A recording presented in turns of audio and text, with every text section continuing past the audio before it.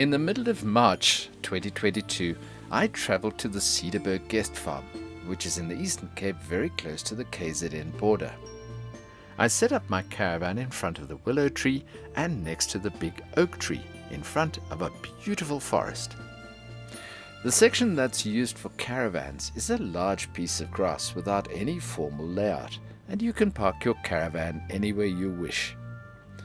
The farm is set in a lovely bowl, surrounded by mountains, and it gave me the feeling of what this part of Africa must have been like many years ago, before it was developed and changed. This is a summer rainfall region, and there were very heavy rains over the summer, and all of the dams in the area are full. This dam is stocked with bass, and I've heard that the fishing is excellent, with some big old bass living here.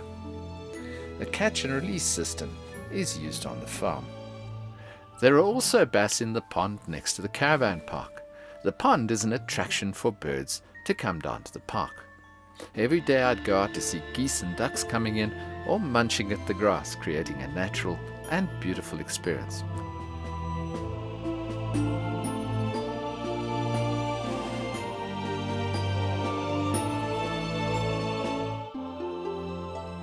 The valley on the other side of the hills is covered in mist in the morning at this time of the year, and there's a notable drop in temperature in March and April, heralding the autumn changes and the move towards winter. This area is very cold in winter, with snow on the ground 2 or 3 times a year in the caravan park and on the surrounding hills and mountains. The caravan park has everything that I needed, including a washing machine which I could use whenever I wanted at no charge, and free Wi-Fi. The Wi-Fi is very good, and I was able to stream sports and movies with no problem. Cell phone reception is also very good, as the internet and cell phone tower is at the top of one of the hills. There are only 2 power points available at the caravan park, one in the barn and the other at the old oak tree, so it's a good idea to have a very long power cord. The same applies to water connections. There are not many here. I was able to connect to a tap in the gardens, joining my hoses to reach the tap, which was about 30 meters away from my caravan.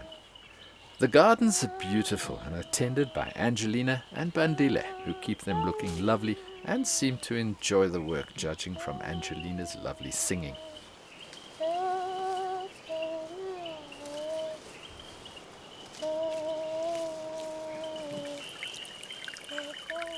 There's a little stream which ran next to my caravan, creating a relaxing sound and a pleasant atmosphere as it wanders through the trees.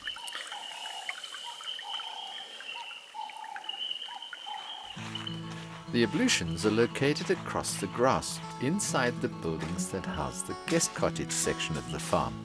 You go through a hall and the restrooms are on the other side. The Ablutions are very basic, but everything works, and there is hot water for showering or in the basin, and toilet paper and air fresheners are supplied for one's comfort.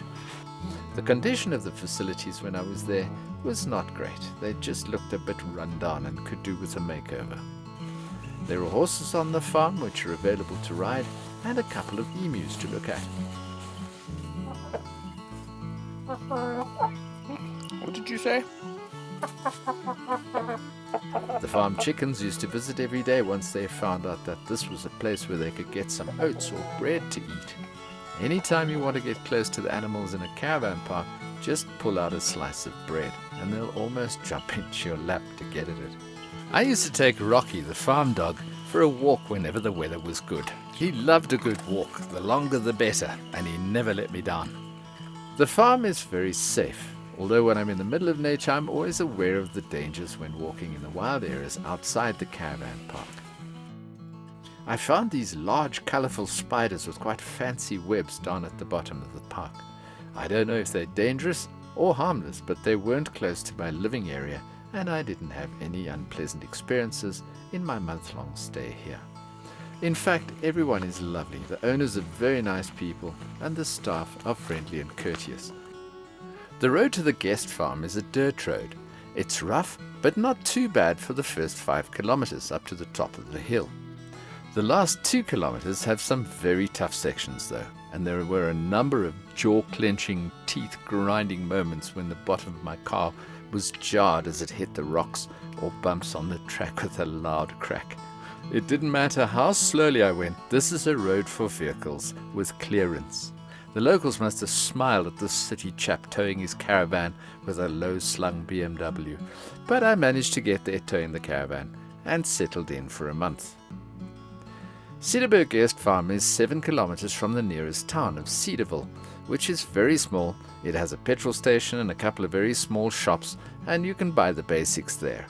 The closest town for extensive grocery shopping is Matatiele, which is 30 kilometers away.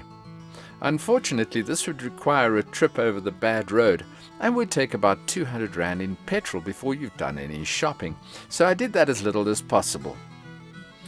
This was one of the negatives about my stay here. I like going off to the shops or to check out the area whenever I please, and the bad road kept me from having that freedom, and I felt a bit restricted.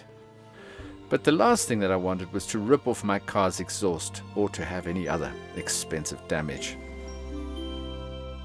I'd negotiated a rate of 1,600 Rand for the month with Zoe, who runs the guest farm, before I came. When I called her up and asked her what she would charge for the month, she said she didn't know. They'd never had anyone staying there for a month. She asked me what I was paying at the park that I was in at the time and agreed to match the price of 1,600 Rand. Now this includes electricity and water, free internet, which is very good, and free washing machine usage, so I know that I got a very good deal. It's always worth chatting to the owners of caravan parks and doing a little negotiation. They need the business and are often happy to do a longer stay deal at a better rate. This is a lovely place with beauty everywhere you look, lovely people, peaceful surroundings, and everything that I needed. And I'll give it a rating of 7 out of 10. If you've stayed here, please put your rating in the comments section below. And after 10 or 12 ratings, we'll have a good average rating to work with. If you like these videos and would like to see more of them, please consider becoming a channel patron with a small donation for every video that I release. Just click on the patron link in the comments section below the video.